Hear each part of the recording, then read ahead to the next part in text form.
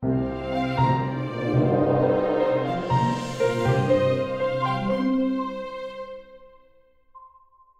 suis Virginie Larousse, donc la responsable du monde des religions, ravie de pouvoir intervenir et modérer cette table ronde sur un sujet passionnant et d'une actualité brûlante. Les femmes sont-elles l'avenir des religions, organisée donc par l'IREMO et le Collège des Bernardins en partenariat avec le monde des religions.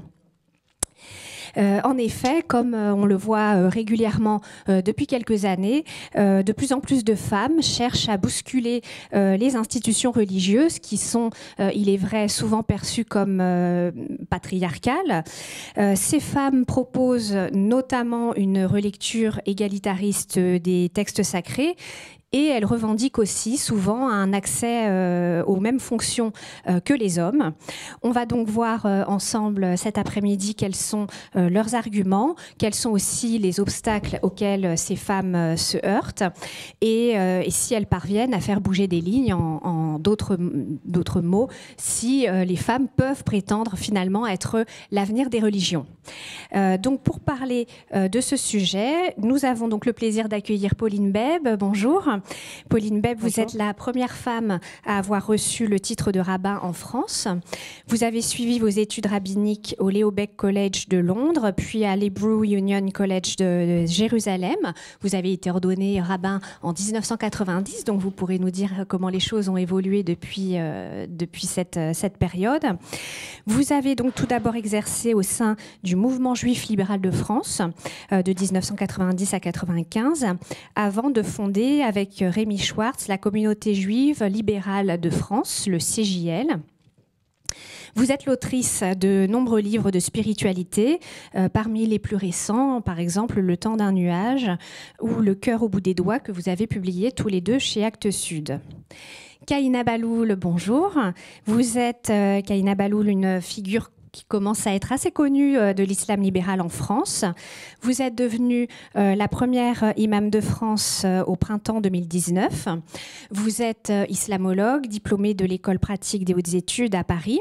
Vous êtes spécialiste du soufisme et vous avez donc cofondé avec un de vos acolytes, Fakir Korshan, le projet de Mosquée Fatima, mosquée donc mixte et progressiste dont vous nous parlerez tout à l'heure. Vous aviez auparavant également fondé l'association Par le mois d'Islam et vous avez beaucoup d'activités aussi en rapport avec le dialogue interreligieux. Et enfin, donc, Jane Strands, j'espère que je prononce comme il faut. J'ai un problème avec la langue, parce que j'ai cru comprendre que vous étiez d'origine finalement allemande aussi. Voilà, c'est compliqué. C'est compliqué pour moi aussi les accents. Donc vous êtes pasteur de l'Église protestante unie de France. Donc vous exercez à Courbevoie dans une paroisse luthérienne. Vous êtes donc d'origine anglaise, mais c'est plus compliqué. Et vous nous en parlerez également tout à l'heure. Vous êtes présidente du groupe Orsay, qui est donc une association féministe. Et donc, nous sommes réunis toutes les quatre. Nous avons à peu près 1h20 pour discuter ensemble de toutes ces questions. Alors pour commencer, donc Pauline Bèbe, vous êtes, comme je le disais à l'instant, la première femme en France à avoir été ordonnée rabbin. Qu'est-ce qui vous a incité à l'époque à braver cet interdit, puisque, voilà, encore une fois, en France, c'était quelque chose de tout à fait nouveau. Et quel accueil avez-vous reçu à l'époque ? Oui, je m'interroge toujours sur ces sujets, sur le vocabulaire qu'on utilise, parce que finalement, j'ai jamais eu l'impression de braver un interdit, mais c'est souvent perçu comme cela, parce que j'ai grandi dans une famille tout à fait égalitaire, et lorsque mes parents ont décidé de m'inscrire dans la seule synagogue libérale à l'époque qui existait, qui était celle de la rue Copernic, il était tout à fait naturel que garçons et filles étudient ensemble, étudient des textes, et j'étais passionnée par cette étude. Et avec l'exemple de mes parents qui avaient des métiers tournés vers l'humain, très, très vite, je me suis dit, je suis passionnée par les textes, je veux y associer ce service à l'humain, donc c'est le métier de rabbin qui me conviendrait. Mais effectivement, dans la réalité, ça n'a pas été ainsi si facile, même si ça l'était dans mon esprit. parce que je me suis rendu compte que malgré une forme d'affichage égalitaire, l'esprit de la communauté n'y était pas du tout, et qu'il fallait faire un grand travail de conviction auprès des membres pour qu'on accepte l'idée qu'une femme puisse être rabbin. Donc on a ce recul maintenant, mais c'est vrai que les débuts ont été compliqués, y compris dans un milieu libéral. Oui. Kahina Bahloul, de votre côté, donc comme je le disais aussi à l'instant, vous êtes devenue imam tout récemment en 2019. Donc je pouvais vous poser la même question qu'à Pauline Beb. Qu'est-ce qui vous a incité à braver cet interdit et à persévérer malgré tout de même l'hostilité à laquelle vous avez été confrontée ?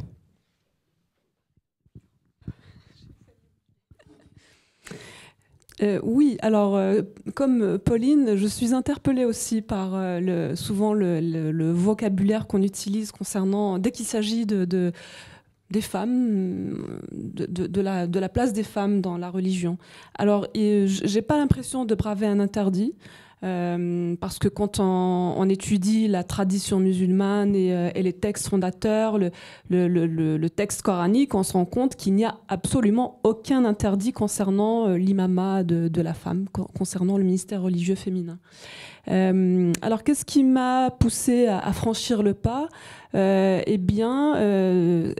je dois dire que oui, durant mon enfance et voilà, même en tant que jeune adulte, j'ai pas eu de modèle de femme imam. Il y a eu la première à l'époque contemporaine, parce que c'est pas la première de façon absolue, mais à l'époque contemporaine, c'est Amina Wadoud en 2005. Moi, à cette époque-là, je n'avais pas entendu parler d'elle parce qu'il fallait vraiment s'intéresser à l'islam réformiste pour pouvoir être au fait de ces questions-là. Donc, c'est vous dire à quel point, voilà, il y a tout un nuage d'obscurité et qui entoure ces questions-là. Et en réalité, c'est mon retour. C'est après que j'ai repris des études en islamologie à l'école pratique des hautes études. Et puis, enfin, bien avant cela, en réalité, j'ai commencé à m'intéresser à la pensée mystique musulmane, au soufisme, depuis quelques années, on va dire à peu près depuis 10 ans. Et j'ai commencé à découvrir le courant réformiste. Donc j'ai découvert toutes ces femmes-là. J'ai découvert donc Amina Wadoud qui a mené cette première prière en 2005. Sherin Khan, j'ai lu son livre. Et c'est là où je me suis dit, waouh, c'est extraordinaire, c'est possible. On peut avoir une place dans ce domaine. La femme, oui, c'est pas interdit. Et je me suis dit, c'est génial, c'est ce que j'ai envie de faire. Ça a été vraiment le déclic pour moi. Mais je crois que effectivement, c'est vraiment informer, le fait d'informer le plus possible à propos de ces questions-là, et puis à travers une méthode, voilà, une méthode rationnelle, une méthodologie scientifique, c'est vraiment ce qui permet de lever voilà, tout ce qu'on peut, tous les schémas patriarcaux, les schémas qui voudraient que les femmes soient exclues du domaine religieux. C'est vraiment ça qui permet de franchir le pas. Alors, Jane Strands, en tant que protestante, vous appartenez à une tradition plus ouverte aux femmes, puisque les femmes peuvent être pasteurs depuis pas mal de temps au sein du protestantisme. Qu'est-ce que vous inspire ces blocages des autres traditions religieuses en ce qui concerne l'accès des femmes au poste de ministre des cultes ? Je pense que c'est important de dire que tout n'est pas encore acquis dans les protestantismes. Oui. Je pense que ça aussi, c'est très important pour moi de pouvoir dire cela. Je viens d'une église en Angleterre, une petite église de l'église unie réformée. J'étais ordonnée par une femme pour vous dire qu'il y a aussi dans cette église-là une plus longue tradition qu'en France, dans le protestantisme français. La première femme a été ordonnée en 1917, une année avant que les femmes avaient le droit de voter en Grande-Bretagne. Voilà, c'est un peu précurseur. En France, les ordinations de femmes ont pour la plupart suivi, on va dire, le droit des femmes dans la société civile.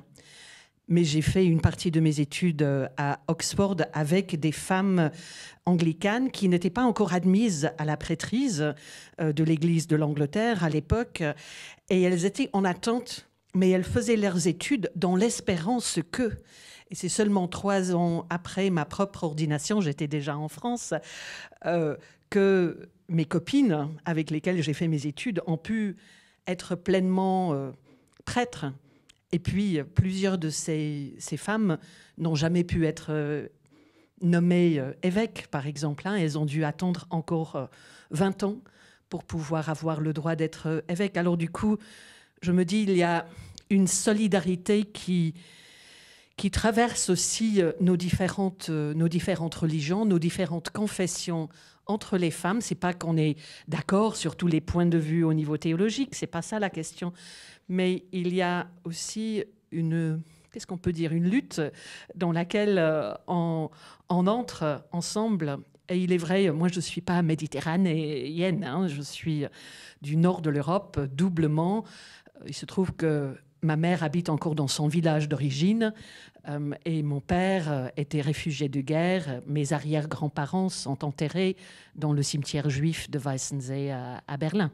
Voilà, c'est pour dire que j'ai aussi cet héritage un peu compliqué d'être pas exactement en exil en France, mais quand je suis arrivée en France il y a 30 ans, on n'utilisait pas encore de façon courante des tentatives de langage inclusif. Et j'avais fait mes études dans ce parcours-là d'essayer de trouver un autre langage pour Dieu, mais aussi un autre langage pour les citoyennes et citoyens que nous sommes tous et toutes. Et justement, est-ce que vous qualifiez votre engagement de féministe, toutes les trois, Pauline ? Alors, tout dépend ce qu'on entend par féministe. Je crois que si le mot féministe signifie lutter pour l'égalité des hommes et des femmes, alors oui, certainement. Maintenant, je pense que parfois, au nom du féminisme, on peut devenir aussi sexiste, comme c'est le cas de l'inverse. C'est-à-dire que je pense que c'est très important de ne pas considérer aujourd'hui, au XXIe siècle, avec tous les mouvements féministes qui existent, et tant mieux, parce que ça veut dire qu'il y a encore beaucoup, le chemin est encore long pour arriver à une égalité. Je pense qu'il ne faut pas considérer que ce siècle est celui de la revanche des femmes sur les hommes. Et finalement, si on fait cela, on ne ferait que reproduire ce qui s'est passé pendant des années. Tout à l'heure, Liliane Vanna parlait de l'exclusion des femmes des synagogues pendant cette période de pandémie, ce qui est proprement scandaleux. Mais on a repoussé les femmes dans des espaces beaucoup plus petits que ceux des hommes dans les synagogues, et on leur a refusé une place publique. Il ne s'agit pas de faire l'inverse aujourd'hui. Il ne s'agit pas de mettre les hommes derrière ces rideaux et ces murs, etc. Parce que je crois que si on fait ça, on n'aurait rien compris. Je crois qu'il faut qu'on travaille ensemble, hommes et femmes, pour résoudre ce problème, et qu'on s'adresse à des êtres humains plutôt que d'avoir une vision genrée de l'humanité. Je crois que la question est là. Ce n'est pas une lutte de pouvoir pour prendre la place des hommes. Et parfois, il y a certains discours extrémistes qui font croire cela, c'est-à-dire qui reproduisent un sexisme à l'envers en désignant les hommes, un peu comme l'image dans la Genèse d'Adam qui dit « c'est elle, la femme que tu m'as donnée, qui m'a fait transgresser ». Donc le monde est dans cette option-là, encore, le doigt des hommes et des femmes, d'ailleurs, est souvent pointé vers la femme. C'est elle qui est responsable de tous les malheurs du monde. Mais il ne faut pas qu'on soit dans un système inversé d'Ève qui pointe le doigt vers Adam et qui dit c'est lui l'homme que tu m'as donné qui m'a fait transgresser. Je pense qu'il faut qu'on dépasse ces clivages-là.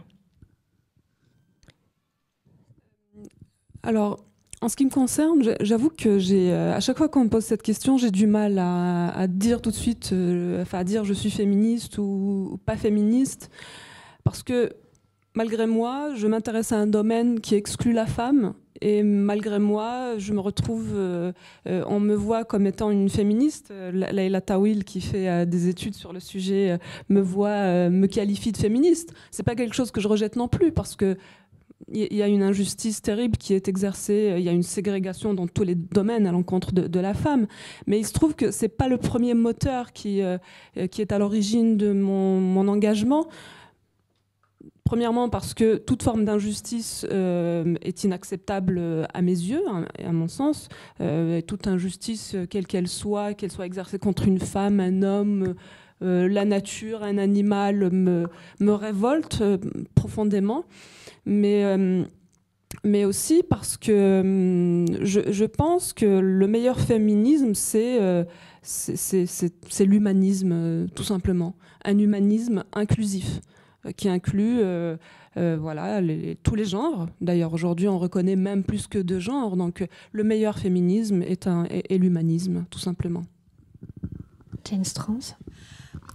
Je dirais quelque chose de similaire. J'ai travaillé pendant 10 ans à Genève, au Conseil œcuménique des Églises, qui a une forte présence dans les domaines de lutter pour les droits des femmes et qui a tendance à mettre les femmes toujours dans le rôle des victimes, mais qui avait aussi depuis, il y a bien plus que 40 ans là maintenant, à essayer vraiment auprès des églises, des 350 églises membres au niveau mondial, d'insister sur la communauté des hommes et des femmes, ensemble. Et aussi de valoriser la solidarité des églises avec les femmes. Certaines de mes amies féministes, et je suis féministe, j'accepte ce mot, mais aussi dans ce sens où le féminisme peut être libérateur tout autant pour des hommes que pour des femmes. Et pour des institutions masculines que pour des institutions féminines. Et je pense que c'est important que le féminisme ne fasse pas tomber des femmes toujours dans le rôle de victime et les hommes toujours dans le rôle de celui ou de ceux qui sont mauvais. Je vois ça j'enseigne à l'école un tout petit peu la religion dans une petite école privée allemande. Je vois les débats entre les garçons et les filles et je me dis non mais il faut se calmer là. C'est très intéressant de voir combien un discours d'un certain féminisme fasse écho auprès de la jeunesse, et puis tout d'un coup les garçons se trouvent accusés de viol en pleine classe, pas de vrais viols, mais d'être des potentiels violeurs par exemple, et je pense que nous avons vraiment besoin de trouver des paroles justes pour promouvoir la communauté des hommes et des femmes et de promouvoir les valeurs pour lesquelles on s'est engagé dans nos religions respectives aussi. C'est à cause des textes, c'est à cause des récits, c'est à cause de Dieu, on va dire aussi. Alors justement, quand vous parliez de trouver la parole juste et l'action juste, récemment, il y a plusieurs femmes catholiques qui se sont manifestées, on va dire, et qui ont revendiqué de pouvoir accéder de devenir prêtre, diacre, même nonce apostolique, évêque.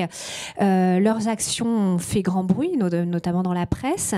Est-ce que vous pensez qu'il faut passer par ce type d'action un peu spectaculaire, on va dire, ou est-ce qu'il faut être un peu plus patient, un peu plus dans la rondeur et attendre finalement une évolution dans le dialogue pur et simple? Kahina Bahloul. Non, clairement non. Moi, je ne pense pas du tout qu'il faille attendre, parce que à chaque fois, l'argument, qui date, je dirais, qui est vieux comme l'humanité, c'est de dire oui, mais les femmes, c'est pas la priorité. À chaque fois, elles ont participé à toutes les luttes pour libérer leur pays, pour tout un tas de luttes, et à chaque fois qu'on a abouti à atteindre l'objectif de ces luttes-là, quand les femmes demandent à pouvoir partager au même titre que les hommes, les fruits de leur lutte, eh bien on leur dit non, les femmes, ça sera après. Donc tant que les femmes n'oseront pas enfoncer des portes, et puis voilà, faire tomber des murs, on ne rapportera jamais rien sur un plateau d'argent. Il faut y aller, il faut oser y aller. Alors c'est pas toujours facile parce que des fois on se prend beaucoup d'agressivité en réaction à notre démarche. C'est par exemple, c'est le cas souvent de toutes, par exemple des femmes imams libérales. Hein, elles ont toutes, y compris moi, on est souvent la cible d'insultes, de menaces, mais c'est comme ça. De toute façon, je crois que on n'a pas le choix pour pouvoir pousser un peu nos imaginaires et leur proposer autre chose, dire que autre chose est possible et que les schémas archaïques ne sont pas les seuls schémas possibles. Eh bien, il faut oser y aller de manière parfois un peu qui peut sembler un peu agressif, mais voilà. Pauline Bèbe, vous-même, quand vous êtes donc devenue rabbin, est-ce que vous avez vécu ce parcours comme une lutte ou finalement vous avez rencontré peut-être moins d'obstacles que vous pensiez ? Je crois que les obstacles ont bien été là et ça n'a pas été facile.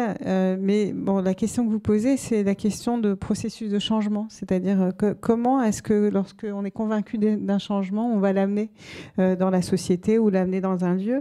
Et dans la Bible, il y a différents modèles de processus de changement, et notamment pour les femmes. Il y a celui d'Esther, qui est, on va dire, le modèle plus diplomate, qui va respecter les règles du royaume, qui va se soumettre à la volonté du roi dans les livres d'Esther, qui va sortir de son rôle tout à fait momentanément pour amener une évolution, une révolution, et puis qui va réaffirmer le rôle patriarcal. Et en fait, la plupart des femmes bibliques, c'est comme ça. Mais il y en a quelques-unes qui ne sont pas comme ça. Donc, Déborah, par exemple, pour laquelle... même le texte est incroyable parce qu'il est tout à fait égalitaire. Enfin, moi, j'ai jamais trouvé une once de sexisme dans ce texte qui affirme qu'elle est juge, qu'elle est chef militaire et qu'on vient la consulter et tout le monde trouve ça normal à ce moment-là.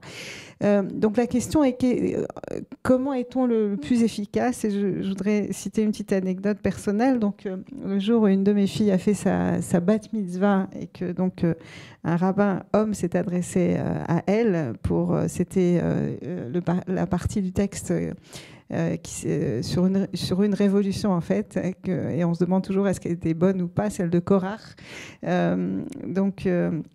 La question s'est posée de est-ce que c'était une bonne ou une mauvaise révolution. Et donc le rabbin, qui a trouvé son propos un peu trop révolutionnaire, lui a dit mais moi je préfère les évolutions aux révolutions. Et elle a répondu, alors qu'elle ne devait pas prendre la parole à ce moment-là, elle a répondu immédiatement, mais pour avoir une évolution, il faut une révolution.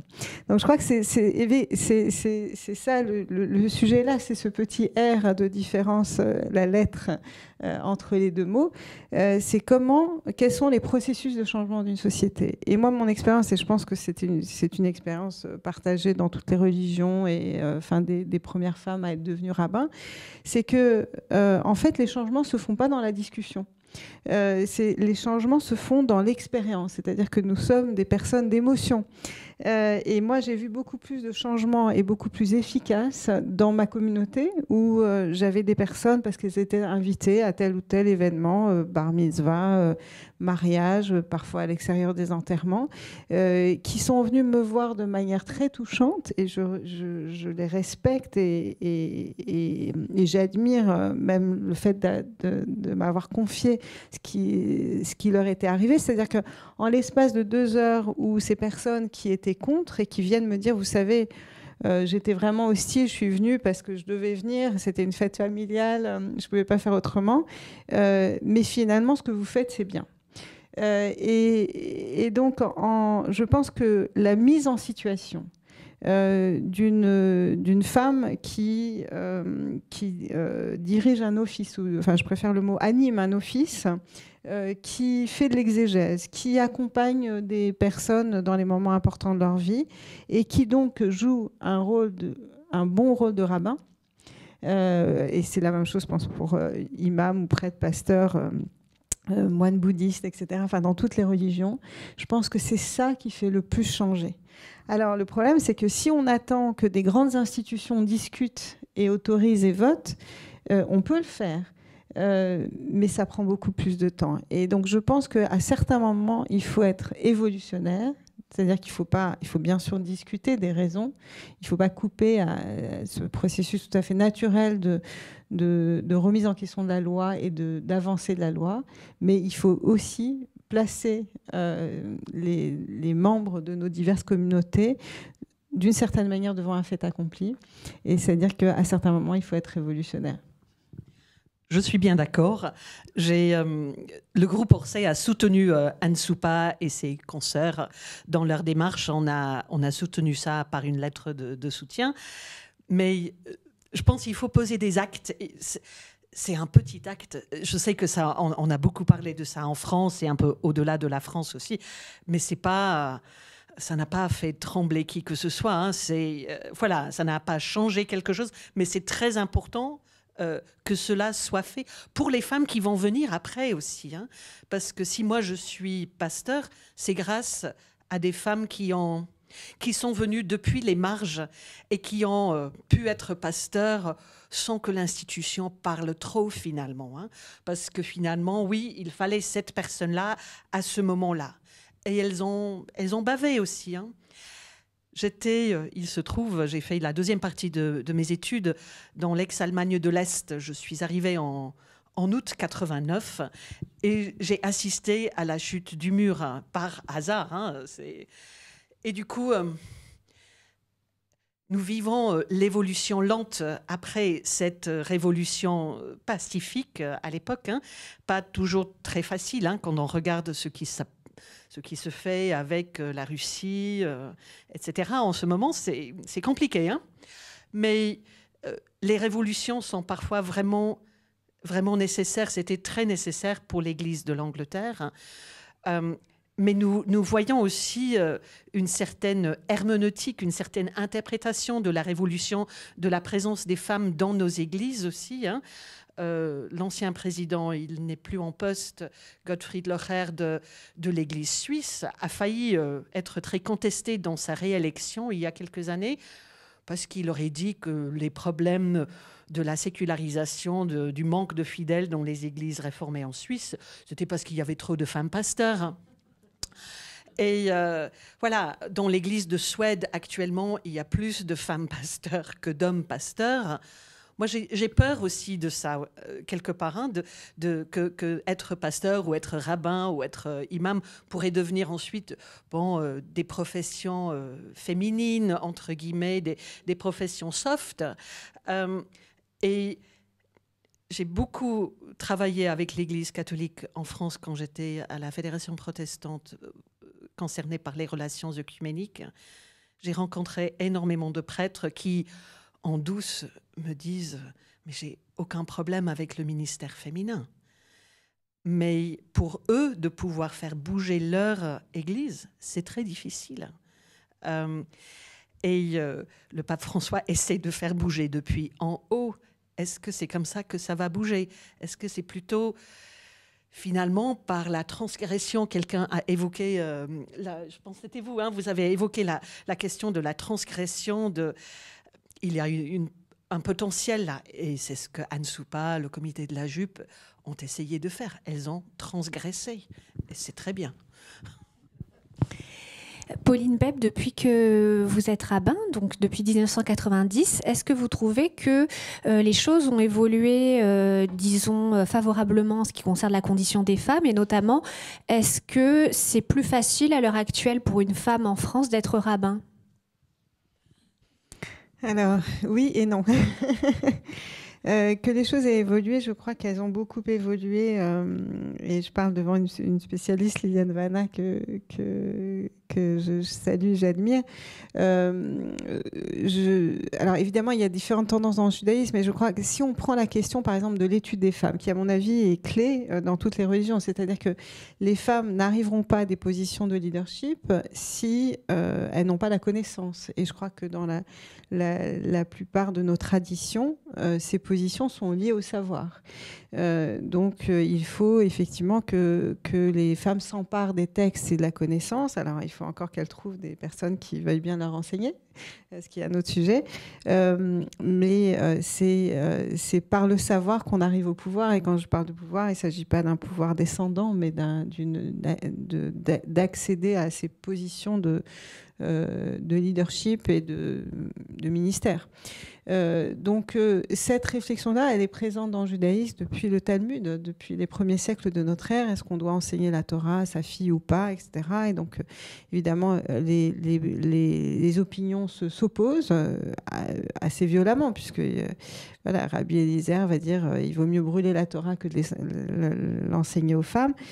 Sa femme était érudite d'ailleurs, donc on se demande toujours si c'est une scène de ménage.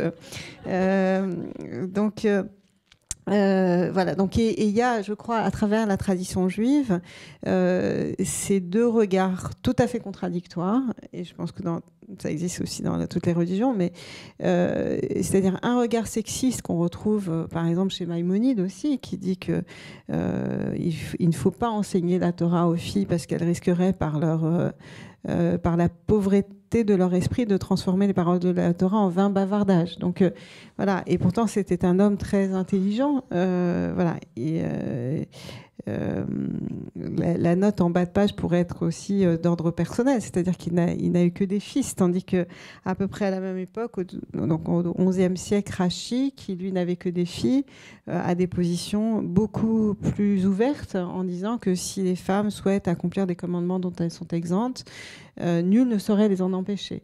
Donc on a ce double regard, évidemment. Alors en tant que féministe, si on se dit qu'ainsi, on va citer les textes qui sont favorables à nos opinions, c'est normal. Et puis de l'autre côté, ce sont les autres qui vont être cités, puisque chacun essaye de tirer la tradition à lui ou à elle pour appuyer ses dires ou ses positions. Mais il faut, je pense, constater que pour l'éducation des femmes, il y a eu quand même beaucoup de choses qui ont été faites, y compris dans les milieux orthodoxes. Il y a beaucoup aujourd'hui de yeshivot, de lieux d'études pour les femmes.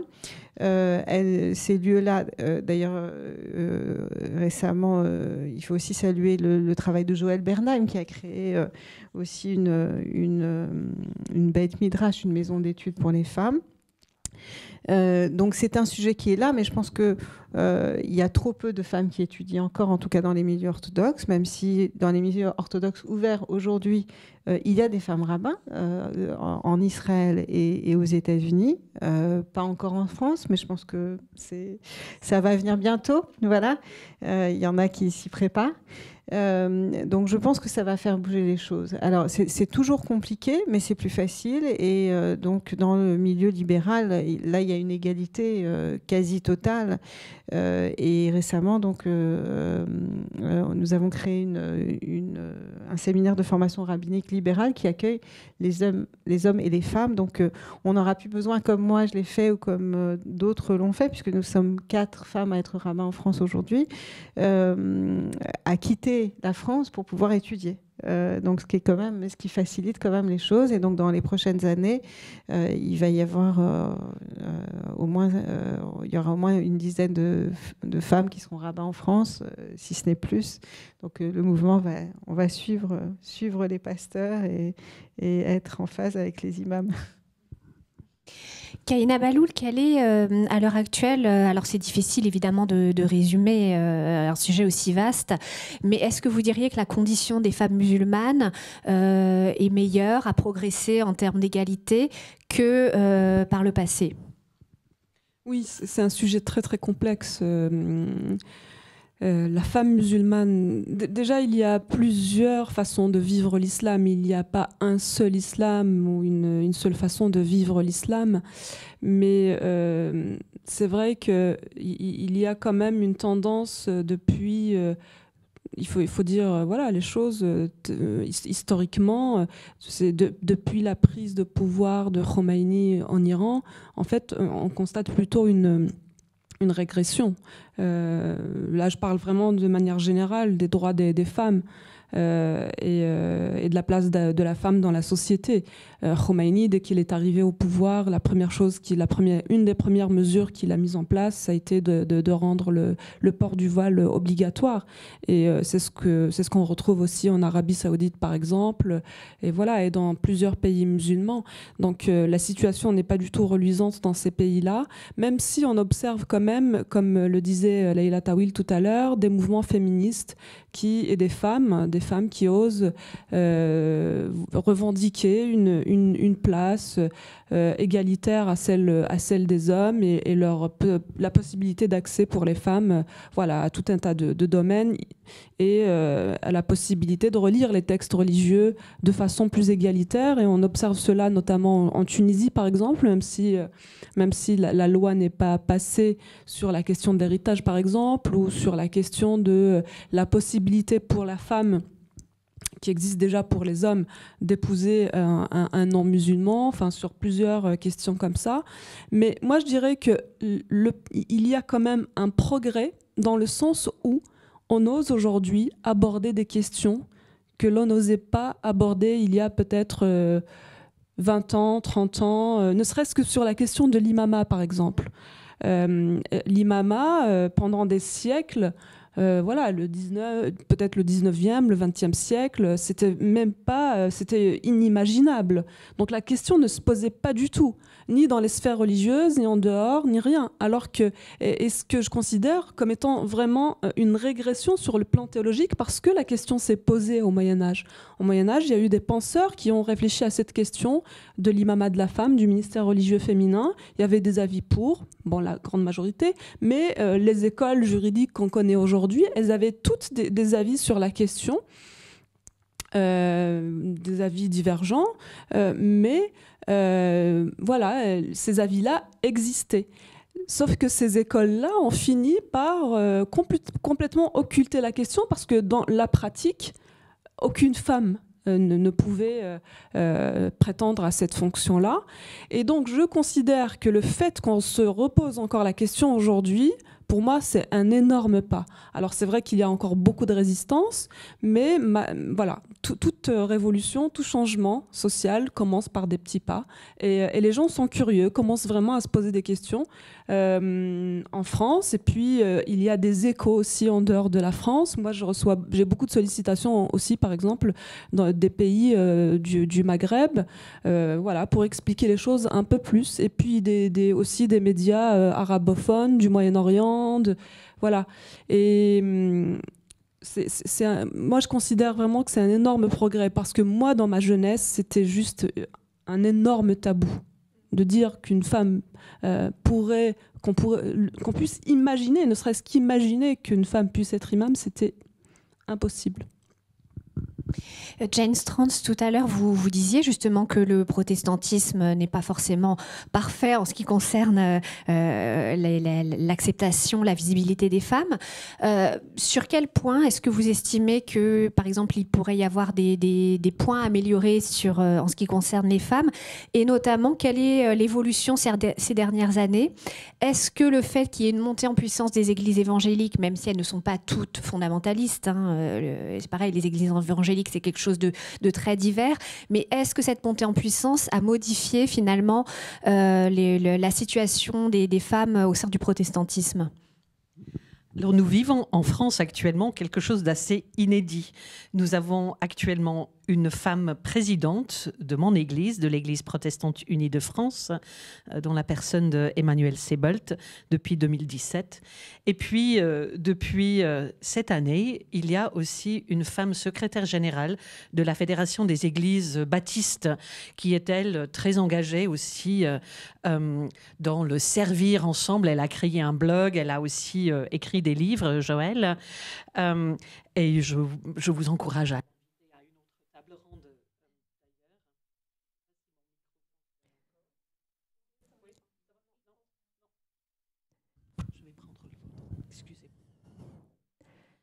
Mais je pense que pour beaucoup d'églises évangéliques, il y a cette question de comment on peut traiter la question du texte, les lettres de Timothée en particulier. Est-ce qu'une femme peut être à la tête aussi, avoir du leadership sur un homme?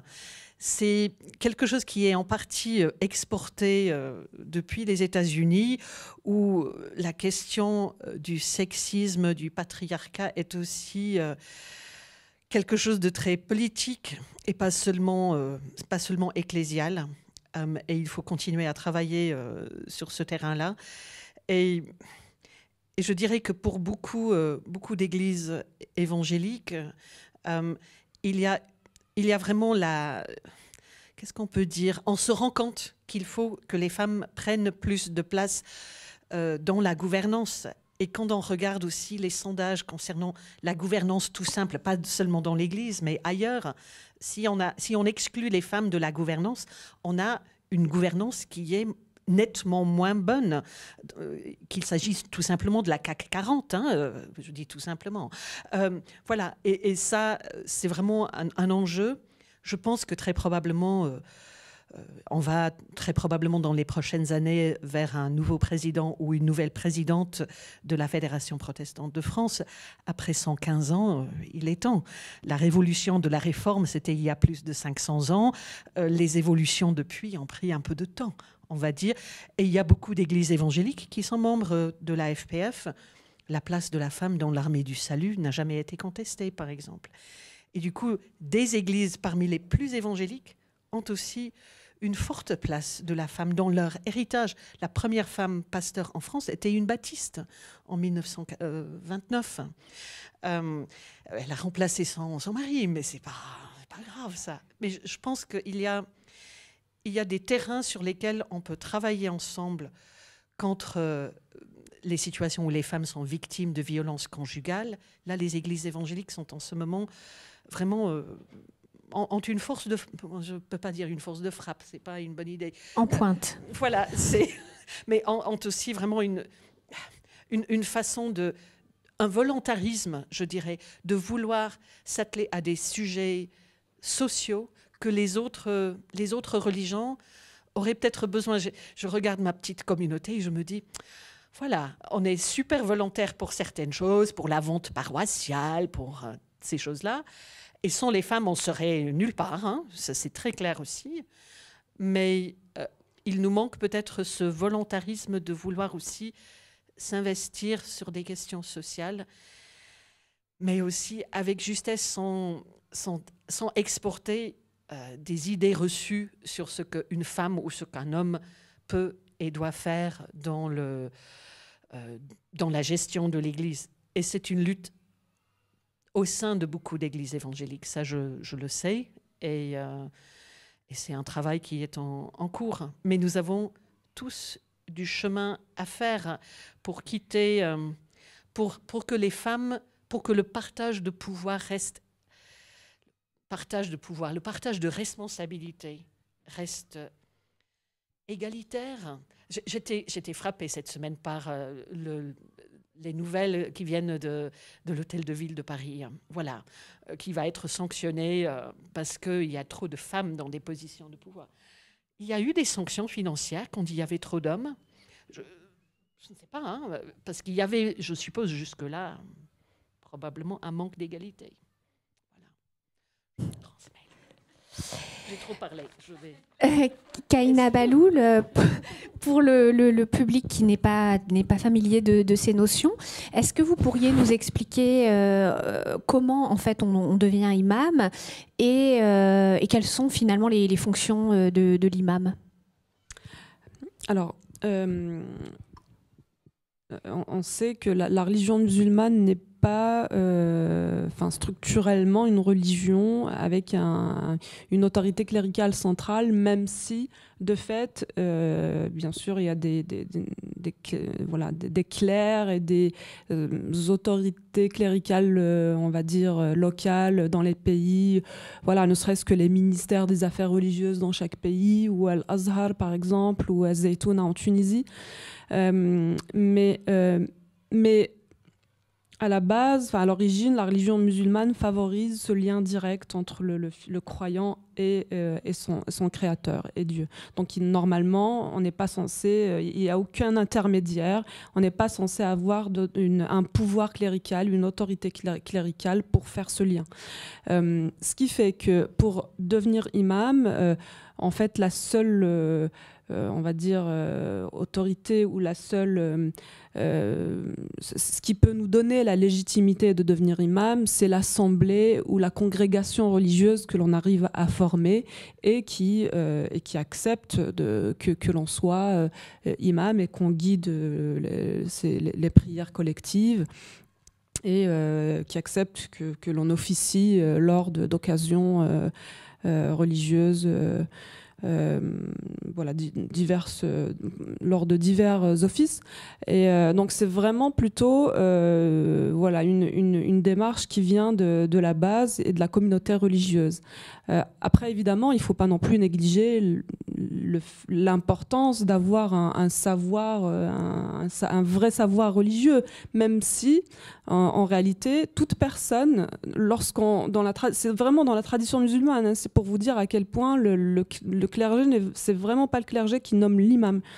Dans la tradition musulmane, on a l'habitude de dire que même si on se retrouve à plusieurs personnes, un groupe de personnes se retrouve dans une salle à un moment où on doit faire la prière, la personne qui se propose de guider la prière à ce moment-là, et si tout le monde accepte, cette personne-là est imam. Alors c'est un imam éphémère qui est juste là pour cette prière-là, mais c'est l'imam. Donc c'est vraiment cette idée de guider, d'être en premier. D'ailleurs, le mot arabe de imam vient du mot amam, qui veut dire être devant. C'est plutôt cette idée-là. Mais bien sûr, pour être officier en tant qu'imam dans cette fonction d'imam, bien sûr, il est vraiment important et essentiel d'avoir un savoir religieux et qu'on puisse avoir le niveau d'un point de vue théologique ou scientifique, pour notre part plutôt dans une démarche plutôt de recherche scientifique, une connaissance historique et théologique. Mais donc voilà, c'est de cette façon-là que se passe la désignation. C'est comme ça qu'on devient imam dans l'islam.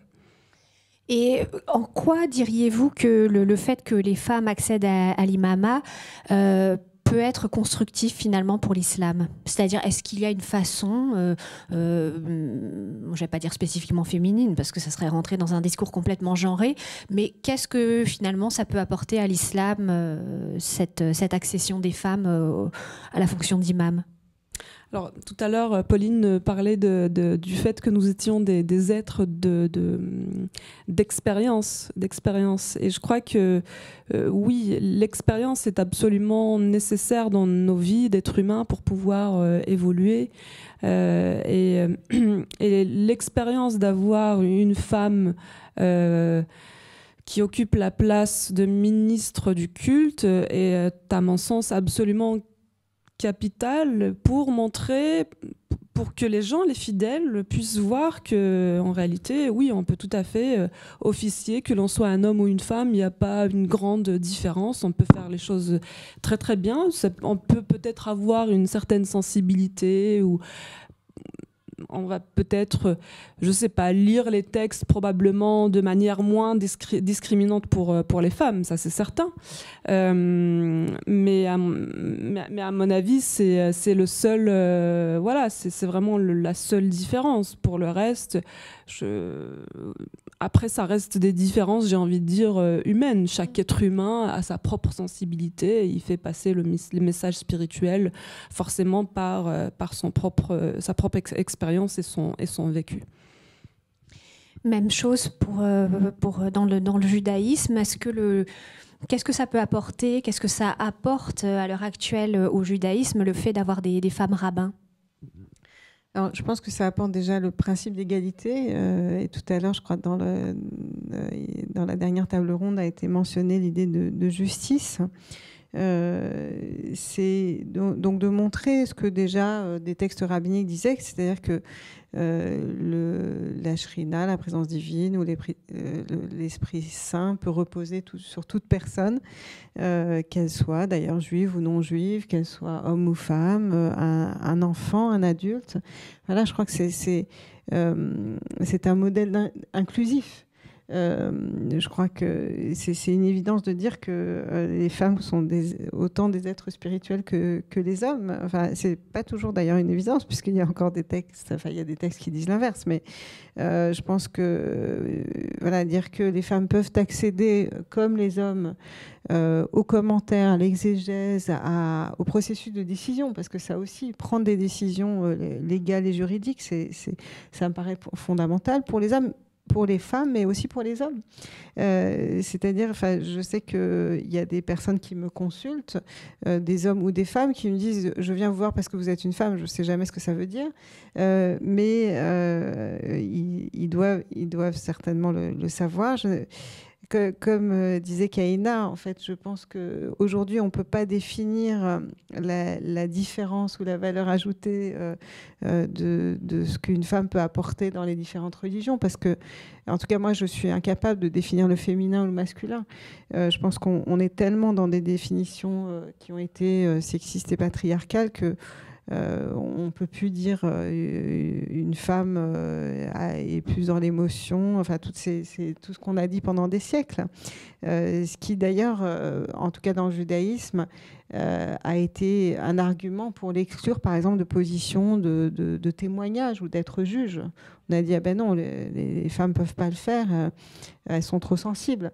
Voilà, donc aujourd'hui, on sait qu'une femme ou un homme peuvent être sensibles de la même manière, mais que quand on dit encore aujourd'hui, même dans des écoles laïques, quand on entend des phrases dites à un petit garçon « ne pleure pas comme une fille », on se rend compte qu'on est encore très très loin de l'égalité. Voilà, alors je crois que c'est un principe de justice, d'humanité, d'ouvrir aussi... le judaïsme est beaucoup fondé sur l'art du commentaire, d'ouvrir à la moitié de la population cette possibilité de commenter. Donc c'est une richesse supplémentaire. Les femmes n'ont pas pu, ou en tout cas on ne les a pas entendues, n'ont pas pu commenter. Aujourd'hui, il y a des livres qui sont écrits de commentaires par des femmes qui sont docteurs en Bible, docteurs en Talmud, docteurs en Midrash. Donc c'est ouvert par la voie de l'université et par la voie de certains séminaires. Et c'est une richesse supplémentaire, comme si d'autres hommes commentaient, ça serait aussi une richesse supplémentaire.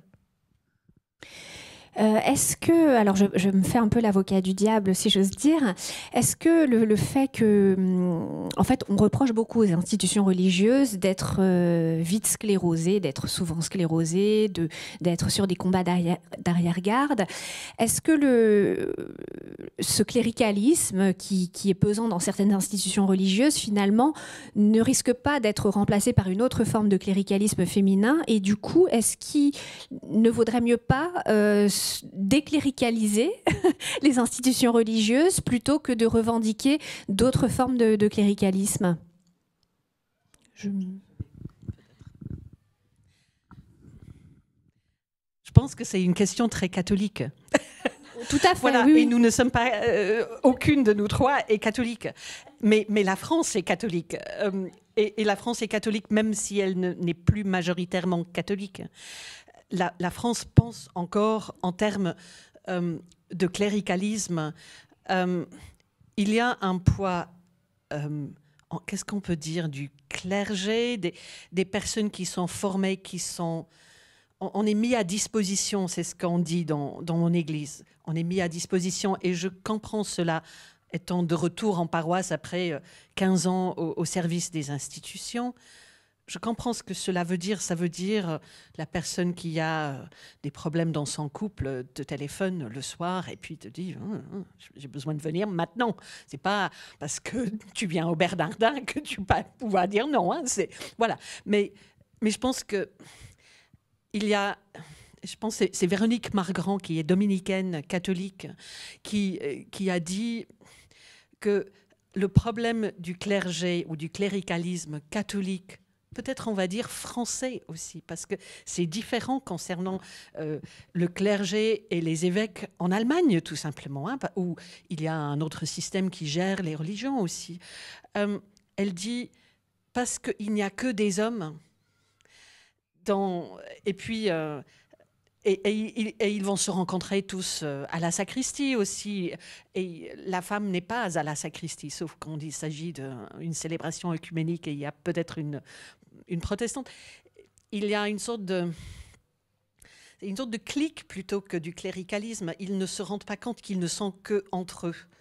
Parce que quand on est dans sa bulle, on ne se rend pas compte de cela. Et on ne peut pas non plus... vouloir de l'extérieur, c'est pas à moi de dire ce que l'Église catholique doit faire. Je vois les problèmes dans ma propre Église, de sa structure, qui est un peu basée sur un sorte de centralisme démocratique dans sa forme en France. Je peux essayer à ma place d'essayer de faire quelque chose contre cela, mais ce que j'observe aussi, c'est que les places auxquelles on pourrait aspirer, être président, être présidente, des choses comme ça, ce sont des places de service. Hein. On ne contrôle plus son agenda. C'est difficile. Et ce qu'on peut faire, c'est encourager les personnes qui exercent ce service. Je ne veux pas appeler ça toujours le pouvoir. C'est parfois le pouvoir. On peut encourager ces personnes à prendre de temps en temps du recul pour voir ce qui se passe un peu ailleurs aussi, pour prendre des échos. Quand ça fonctionne bien, les gens ne se rendent même pas compte que c'est en train de fonctionner, je dirais. Hein, et c'est ce qui peut apporter aussi la communauté d'hommes et de femmes en Église, en islam, en judaïsme. Je veux dire, c'est ce que cela peut apporter, à mon avis, le fait qu'on porte des choses ensemble. Mais c'est compliqué, hein, parce qu'on veut tous quelqu'un d'autre qui prend la décision pour nous. Je ne vais pas vous dire le nombre de fois on me dit « Ah oui, mais la chorale aimerait quand même bien répéter. Est-ce que c'est permis ?» J'ai dit « Mais vous avez entendu le Premier ministre comme moi. Nous savons que ce n'est pas permis.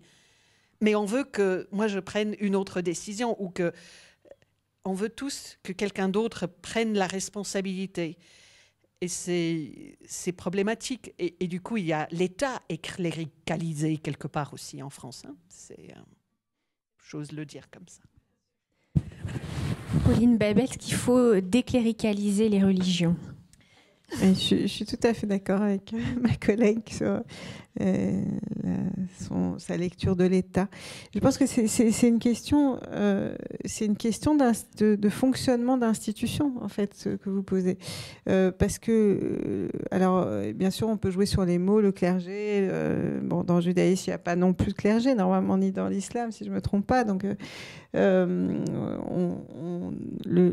rabbin est juste un enseignant. Alors évidemment, à partir du 19e siècle, c'est devenu une profession parce que les membres de la communauté en savaient de moins en moins et donc il fallait que quelqu'un prenne ses responsabilités. Mais la structure endémique d'une communauté juive, c'est effectivement un chef de sa communauté, mais en réalité tout le monde peut diriger l'office de la même manière que pour l'imama. Enfin, celui qui sait peut diriger, mais on est là dans des structures, en particulier en France, qui sont très, très hiérarchiques. Le consistoire a été fondé à la demande de Napoléon, avec un grand rabbin, des petits rabbins, des rabbins de région, des petits rabbins. Et donc ça rend pas le changement facile. Voilà. Et d'ailleurs, c'est intéressant parce qu'au début du consistoire, lorsque Napoléon a voulu fonder la communauté juive sur le modèle de l'Église et de l'armée, la communauté s'est révoltée en disant mais chez nous il n'y a pas de pape, donc il ne peut pas y avoir un seul grand rabbin. Et donc ils ont proposé 3 grands rabbins qui se disputent, parce qu'on aime bien se disputer dans le judaïsme. Ça fait partie de notre tradition, les disputations ou les chamailleries. Et ben, évidemment, la communauté a dû céder à Napoléon, donc on a eu un seul grand rabbin.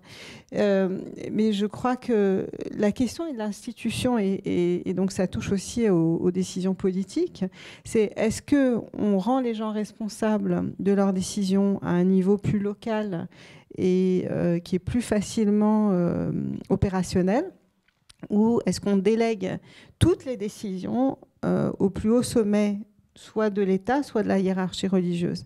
Et lorsque le plus haut sommet s'occupe de tout, eh bien, on arrive à des incohérences totales, et parce que le sommet ne connaît pas ce qui se passe sur le terrain et n'a pas le temps de consulter les acteurs de terrain, et donc on se rend compte de difficultés. Et je crois que là, c'est un peu ce qu'on observe dans les différentes religions, c'est une forme de révolte contre un pouvoir trop concentré, trop jacobin, et des prises de décision de petites communautés. Mais souvent, comme vous l'avez dit aussi, c'est sur le terrain que les changements vont se faire. Et puis, après, alors peut-être les autorités prendront acte ou pas, ou s'opposeront, puisqu'il y a aussi ça a été dit à la conférence précédente, des schismes, des refus des changements ou des acceptations de ces changements du terrain. Oui, je voudrais juste rajouter par rapport à... Je suis complètement d'accord avec ce qui vient d'être dit. C'est vrai qu'en France, on a l'impression que voilà, on aime ou alors on ne sait pas fonctionner en dehors de ces structures au pouvoir très central.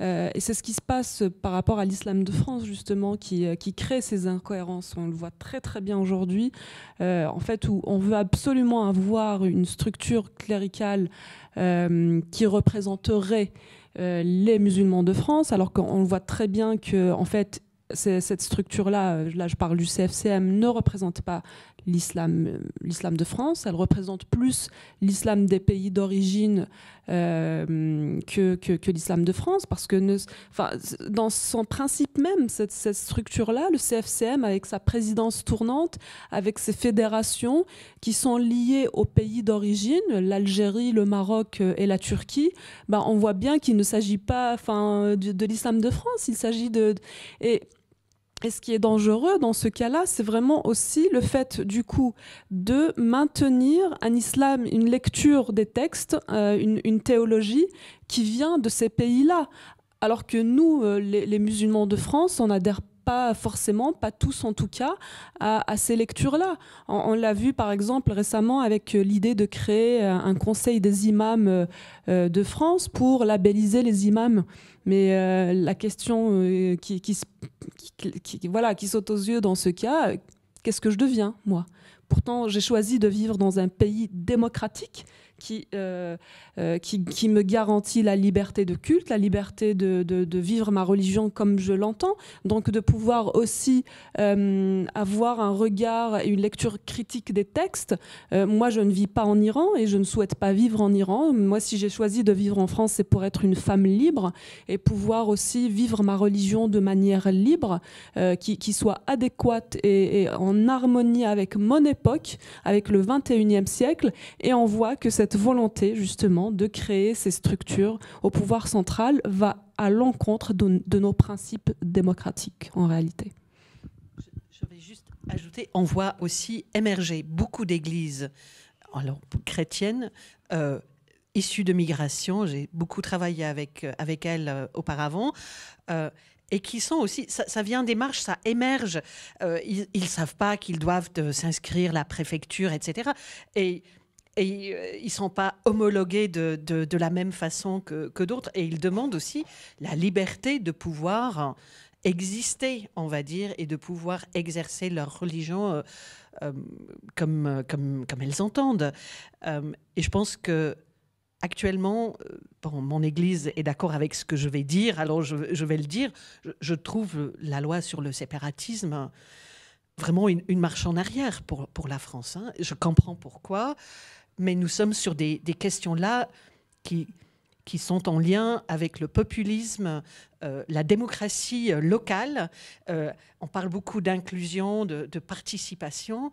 Là, la loi sur le séparatisme risque de mettre à mal aussi toute cette volonté, le localisme qui vraiment est une force contre le populisme aussi qu'on voit émerger.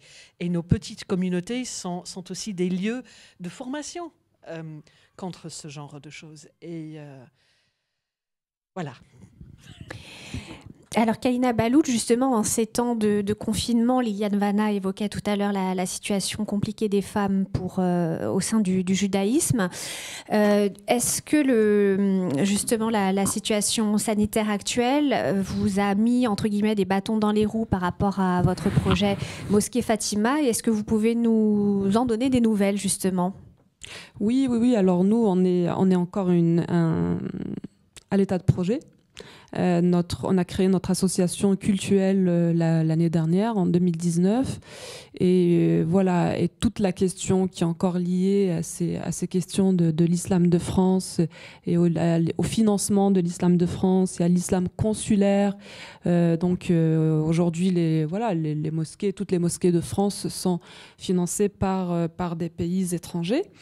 Alors nous qui avons la volonté de créer, de faire émerger un islam de France, donc de créer un lieu de culte qui soit complètement, qui soit financé en France, et en tout cas qui soit financé de manière qui nous permette de garder toute notre liberté, la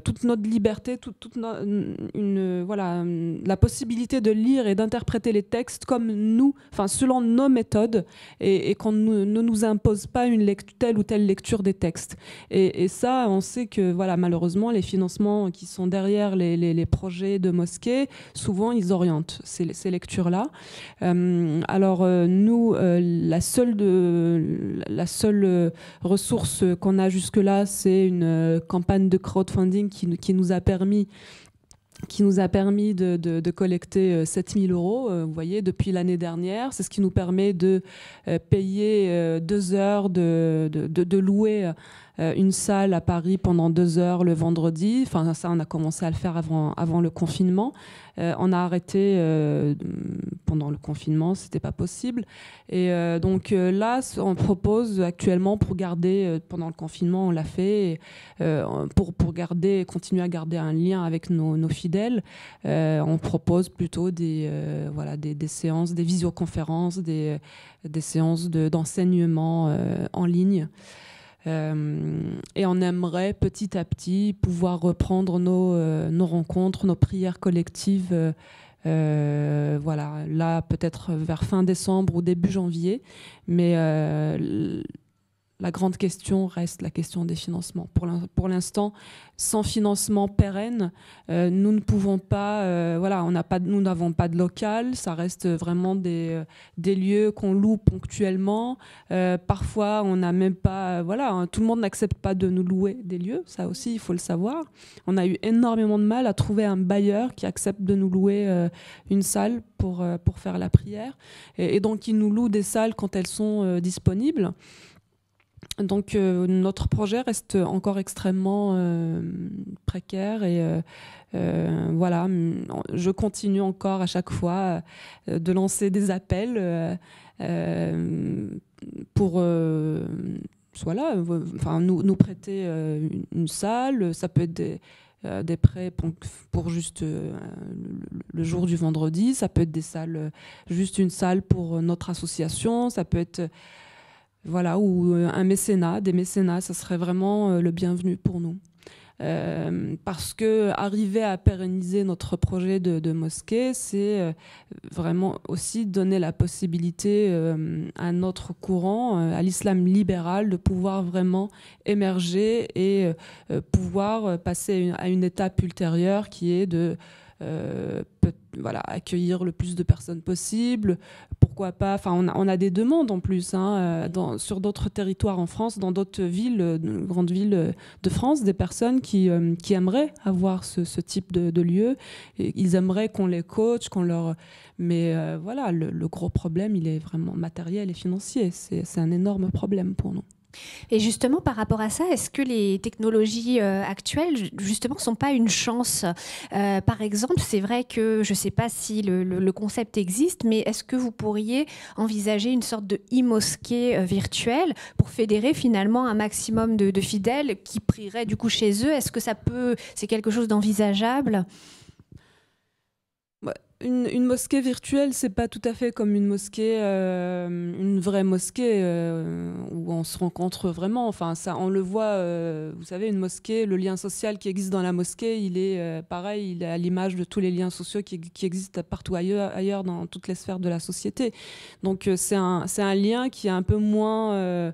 C'est pas la même chose parce que vous voyez, enfin après quand on est vraiment dans un lieu, après le temps de prière, il y a des échanges, il y a vraiment des liens qui se créent avec les fidèles. Souvent les fidèles ont des questions à la marge et puis il y a des rencontres qui se font. Je sais, on n'a pas fait beaucoup de prières collectives, mais je crois qu'il y a déjà des couples qui sont constitués suite à nos premières prières. Donc vous voyez, et ça, des e-mosquées ne le permettraient pas. Voilà. Est-ce que depuis que vous avez lancé donc ce mouvement, est-ce que vous avez fait des émules femmes en France qui vous contactent pour vous demander justement, pour vous faire part d'un projet similaire? Et est-ce que vous avez réussi entre guillemets à convertir des personnes qui étaient tout à fait fermées à la possibilité des femmes d'accéder à l'imama? Est-ce que vous avez pu finalement leur faire comprendre l'intérêt de cette démarche? Alors, j'ai beaucoup de témoignages de femmes qui me disent avant, il y a encore peut-être quelques années, 2-3 années, j'aurais jamais pu adhérer à votre discours mais depuis que je vous ai découverte et je m'intéresse un petit peu. Enfin, il n'y a pas que moi, il y a plusieurs personnes qui constituent le mouvement de l'islam libéral en France. Il y a aussi des hommes, et heureusement. Donc, il y a de plus en plus de personnes qui commencent à s'intéresser à notre travail, à notre lecture des textes, à notre interprétation des textes. Et il y a de plus en plus, effectivement, de gens qui se posent des questions. Et ne serait-ce que ça, le fait de se poser la question, de se dire... Il y a possibilité de vivre notre islam d'une autre manière, d'une manière qui soit beaucoup plus harmonieuse avec notre société. C'est déjà, enfin pour moi, je considère que c'est déjà un grand pas. Mais je reçois aussi, par exemple, des témoignages de femmes sur la question du voile, par exemple, qui me disent depuis que j'ai découvert votre lecture, votre façon de lire, d'interpréter les textes, voilà, je ne culpabilise plus du fait de ne pas porter le voile. Et je n'ai pas l'impression d'être une piètre musulmane quand je sors dans la rue sans le voile ou si je mets simplement une robe ou un jean. Et déculpabiliser les femmes, je crois que c'est pour moi, c'est une énorme victoire. Et du coup, pour rebondir sur l'intitulé de cette table ronde, est-ce que vous diriez que les femmes sont l'avenir des religions? Pauline Bèbe. Je crois que c'est un intitulé qui reste problématique pour moi parce que ça signifie que les religions seraient masculines ou seraient le fait des hommes seulement. Je pense que penser en termes de communauté, quelles que soient les personnes qui en font partie, c'est une vision plus égalitaire en tout cas. C'est-à-dire, moi je considère, lorsque les fidèles viennent dans ma synagogue, je ne compte jamais combien il y a d'hommes et combien il y a de femmes. Pour moi, ce sont des êtres humains.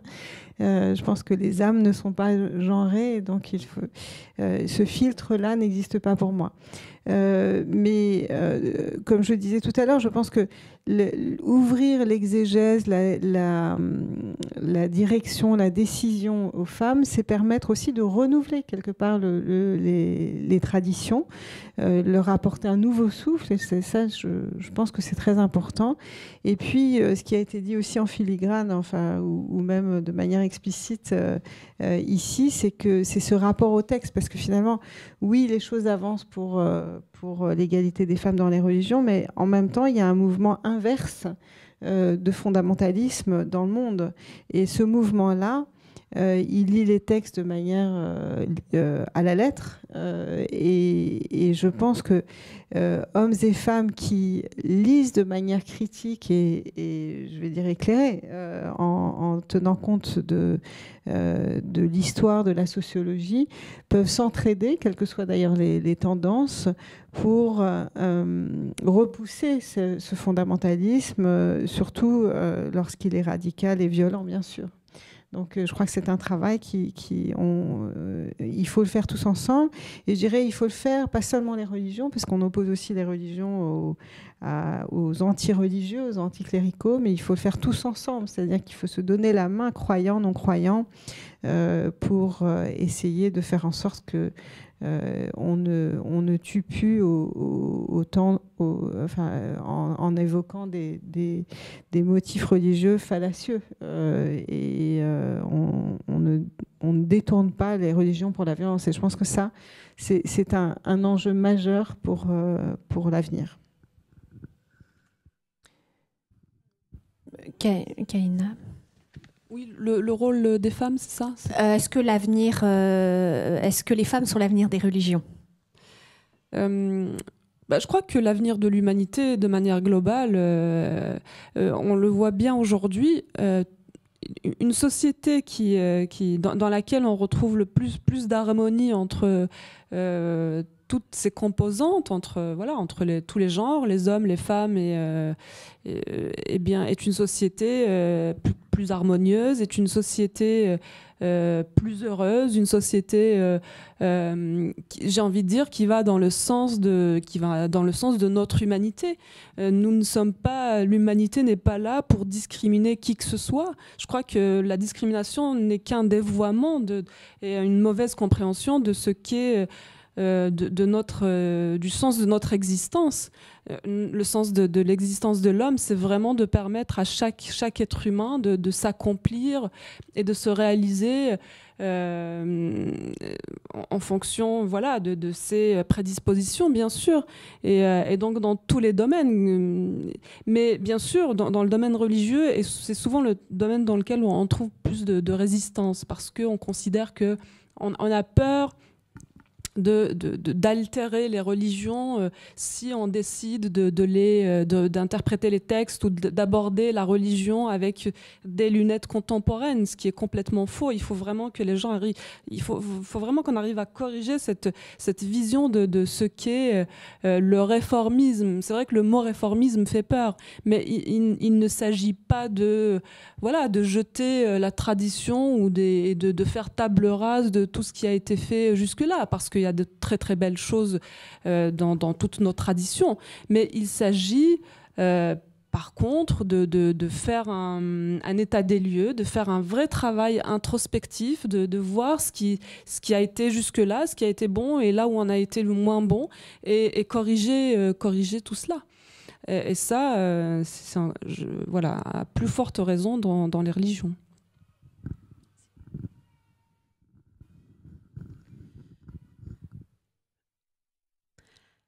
Les femmes ne sont pas l'avenir de la religion ou des religions. Les femmes sont le présent des religions il me semble. Quand je regarde ma toute petite paroisse, ce sont les femmes et des hommes qui sont moteurs, motrices là-dedans. Je pense à ce que Valentine Zuber disait à la fin de son intervention tout à l'heure. C'est très facile, je pense, aujourd'hui, pour toute institution de vouloir se revêtir d'inclusivité, d'égalité, de féminisme, de la place des femmes. J'ose presque même dire c'est une sorte de cache-sexe parfois aussi. Hein. Et la question du vivre ensemble que vous venez de dire, c'est pas une question de les femmes sont l'avenir des religions, c'est nous avons besoin de travailler sur comment nous voulons agir entre êtres humains sur notre planète. Est-ce que nous voulons plus de Poutine, de Trump, de Bolsonaro, je ne sais pas, de Modi, voilà. Est-ce qu'on veut ça comme modèle ou est-ce qu'on veut un autre modèle ? Et je pense que peut-être le temps des rêves, des personnes idéalisées, et je pense que c'est intéressant. Hein, voilà, 3 femmes, vous 2 en particulier, parce que vous êtes les premières dans vos domaines, on nous idéalise. Mais on fait du boulot, quoi, sur le terrain. Et c'est ce qu'on fait. Et les hommes aussi font du boulot sur le terrain. Et c'est pas facile hein, de travailler avec nos petites associations sur le terrain. C'est du tous les jours. On a des échecs. On a de temps en temps quelques succès aussi. Et on ne comprend pas pourquoi. Voilà. Et je pense que l'avenir des religions, c'est comme des... Et les femmes dans les religions est là, mais c'est le présent qui est là. Sans les femmes, les religions, de toute façon, en France, seraient nulle part. Voilà. Et pour conclure, est-ce que à l'aube de 2021, vous auriez envie de délivrer un message Pauline Beb, si vous voulez. Je crois qu'on l'a déjà dit, mais c'est un message d'humanité, peut-être d'essayer de ne pas monter les religions, les tendances, les sexes, les uns contre les autres. Je pense qu'on est beaucoup dans cette vision de chacun est séparé, et c'est peut-être lié aussi à la structure de la décision politique très descendante. C'est-à-dire que finalement, une structure politique très descendante, et quel que soit le domaine, elle infantilise, elle rend non responsable. Et donc, on devient un petit peu comme des enfants par rapport à une autorité parentale qui dit moi, moi, moi et moi. Et là, c'est ce qu'on voit par rapport à la pandémie face à des injonctions contradictoires. C'est que, et c'est naturel, on a envie de lutter, enfin, je pense au monde de la culture, mais bon, on a vécu le monde, ces problèmes avec le monde religieux. Chacun crie l'injustice face à un parent dominateur dont on comprend pas toujours très bien les décisions. Et je pense que en fait, il faut cesser de voir les choses de manière pyramidale et descendante. Et je dirais non seulement descendante, mais condescendante. Et je pense qu'il est temps qu'on puisse se regarder dans les yeux en tant qu'être responsable, un petit peu comme Jacob l'a fait pour Ésaü quand finalement les 2 frères se sont réconciliés. Il y a un très beau passage qui est souvent mal traduit, mais en fait Jacob dit « Je vois en toi le visage de Dieu ». Et voir en l'autre l'étincelle divine, et je pense qu'on soit croyant ou pas croyant, peu importe, mais voir en l'autre sa plus grande humanité. Je pense que c'est vraiment une valeur que j'aimerais voir être portée pour le XXIe siècle. Oui, alors moi, s'il y a une parole que j'aimerais qu'on incarne un peu plus, peut-être pour cette nouvelle année, ce serait la fraternité. Parce que j'ai vraiment le sentiment que dans notre triptyque républicain, c'est le parent pauvre. Souvent, on défend beaucoup la liberté, beaucoup la liberté, l'égalité un peu. La fraternité, on l'oublie. Alors, bien sûr, la liberté est importante. Enfin, les trois sont très importants. Et notamment, j'avoue, parfois, ce que je comprends pas trop, ce qui me chagrine un petit peu, c'est de voir, oui, cette attitude parfois un peu condescendante envers, dès qu'on dit qu'on est croyant ou religieux, qu'on appartient à une religion, en France, on a l'impression que, voilà, qu'on a touché à quelque chose de enfin voilà, ou alors on est souvent regardé ou vu comme des gens qui appartiennent à quelque chose de très poussiéreux, quelque chose de très forme de superstition. Ouais, ou même à une forme de pensée poussiéreuse qui appartient. C'est vraiment malheureux parce que les religions, bien au contraire, peuvent être source de beaucoup de vitalité, beaucoup de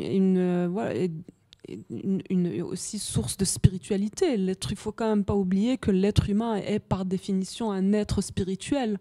On a souvent tendance à oublier ça. Et même parfois les plus athées, je dirais pas les laïcs, parce que nous aussi, les religieux, nous sommes laïcs. Je tiens à le réaffirmer. Même les athées ont une spiritualité. Voilà. Et souvent, même la spiritualité qui se dit non religieuse s'inspire beaucoup des spiritualités, des traditions religieuses en réalité. Donc tout ça, je crois qu'il faut arrêter de mettre de voir partout des barrières, des murs, d'ériger des murs partout et construire aller un petit peu plus vers plus de liens et de fraternité.